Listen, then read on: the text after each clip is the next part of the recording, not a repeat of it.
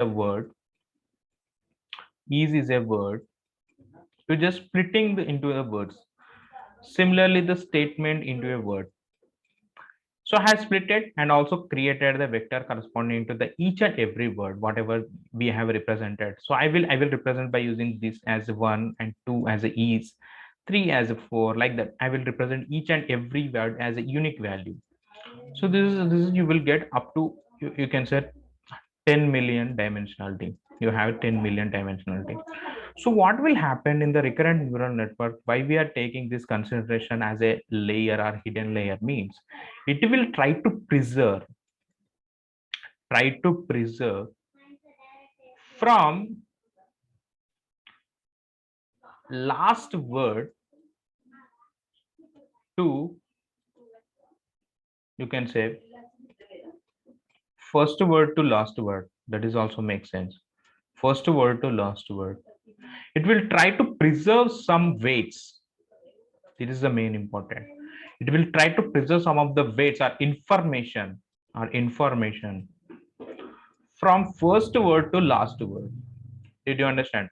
So if you try to simulate this statement into my recurrent neural networks, it will try to understand from the first word and try to preserve some of the weights with respect to this is a word to last statement, whatever the statement we had. So according to the recurrent neural network, that is a basic advantage with respect to the simple neural networks and also the multiple neural. It try to preserve some of the information and also the weights. So let's try to understand how does that going to be preserved. You can see this diagram. So this is a very simple neural network to understand in the broad way or overview. So you have a input that is consist of so many statements you are going to be constructed in the data point like this, like a vector, and try to preserve as a hidden states what you had. It will compute whatever the information you had from the starting point to the end point, and also constructed as a recurrently with corresponding to the whatever the data points you had. We just now seen as a chain rule, right? So if suppose this is a node, suppose this is a node, suppose this is also a node, so it will construct with respect to the dl by dx1 with corresponding to the first node, dl by dx2 with respect to the corresponding next second node, dl by dx3. So what will happen if you compute some of the loss and also the updating the weights? Whenever you learn with respect to some of the hidden states or some of the other nodes, it will generate an output with corresponding to the each and every node and try to preserve this output to the next node. Try to preserve this output to the next node. So if you just look on this diagram so that you will easily understood what I am saying here. So if you take this diagram, this is the first node. You can say this is the first node, this is the second node, this is the third node. This is fine with you. Then what will happen, you can see here xt minus 1. So obviously recurrent neural networks consist of a time. So this is a time axis, you can say. So in the each and every time, suppose you have a word, this is statement. So for this you have created the three different nodes we had. This is a time, right? This obviously if suppose you read and has a this is, when I read this may not be matter. That means we encounter as a t minus 1 second, t seconds, t plus 1 second is the future method, right? So that's what the representation here. You can see t minus 1. Whenever you see an unseen word or whenever you completed that word, will store into some time period access, or you can say. So if you just understood the terminology with concept of the NLP related, this is very easy when compared to the classical ML and also the regression perspective. So this I'm just passing to this node. This is going to be encountered with some of the hidden states what we had, and corresponding to it, it's also doing some of the concatenation with respect to the different activation functions what we had, and it's going to be generated output with the updated weight. This is updated weight what you had, and you can see it's also giving the information to the second node. You can see it's also giving the information to the second node, whatever you learned from the first word. So I learned from the first word is this, it's going to be passing to the second node. and it's also computed with respect to the what exactly the input word you had. You can say t access input word is. It's also learned from the is along with the previous word or previous information what we had. It is also generated the output with updated weight. It's also generated the output with updated weight. Similarly, it's also giving the information with respect to the first node and also the second node. It's tried to understand with respect to the input node itself.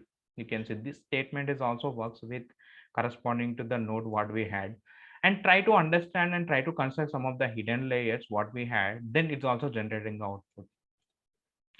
So this is how we are going to be consistently learning. Consistently learning. That is a basic advantages from the RNN. We are consistently learning with respect to whatever the nodes, and also it also preserves some of the information with respect to the previous nodes, with respect to the previous nodes what we had. Then we try to produce some output corresponding to whatever the last node we had. Then it's going to be give us some classification task at the end. We have some of the different sigmoid functions you can also represent whenever we learn the IPython notebook. So while constructing that recurrent neural network, we have some disadvantages also.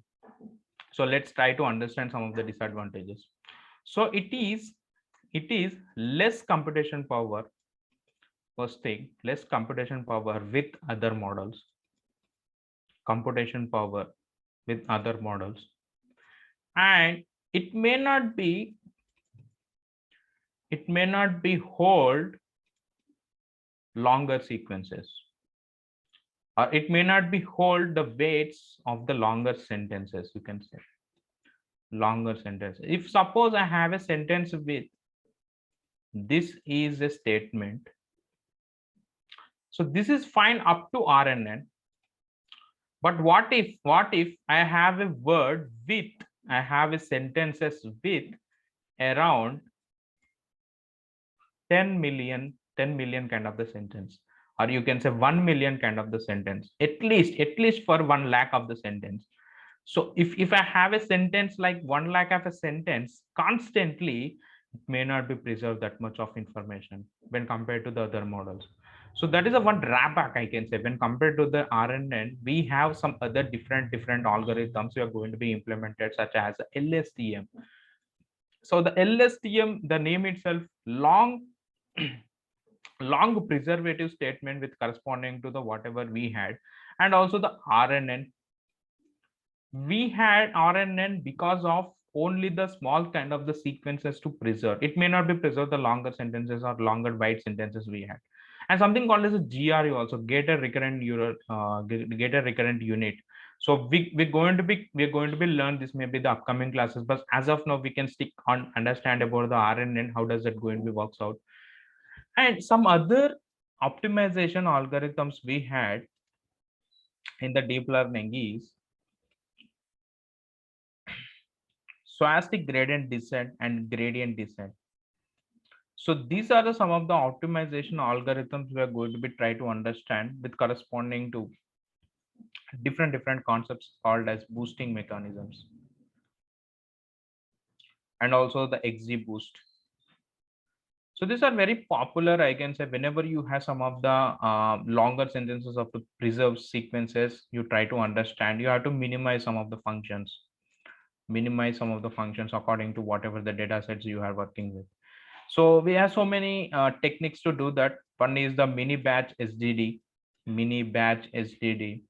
So instead of taking all at a point, we are trying to take only the few number of the points like a batches. So few number of the points at a batches and try to compute these batches. Then we are going to try to understand the patterns according to that. Then we can schedule with respect to whatever the hidden layers we had. So we're going to be seeing maybe in the next couple of the classes for the optimization algorithm, but let's try to understand the MLP notebook. Then we can go with the other one. Yeah, I hope we covered all these things. Yeah, so another concept is we have different types of the RNNs. So one is one-to-one.